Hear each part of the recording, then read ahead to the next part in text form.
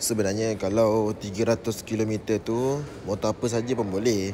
Motor Kapcai pun boleh 300 km. Tapi bagi saya, untuk perjalanan jauh hari-hari, kita memang akan pentingkan keselesaan daripada top speed, speedy pickup. Kita memang lebih pada keselesaan. Okey, saya sarankan untuk pakai Versys X250 untuk motor touring 250 lah. Okay, kalau ada bajet lebih sikit, ambil 650. 650 lebih power, lebih sedap bawa. Tapi kalau bajet kekurangan, boleh ambil Versys X250. Harga dia pun tak mahal sangat. Tu dah dapat sekali dengan spotlight, crash bar, sideboard pun dah dapat.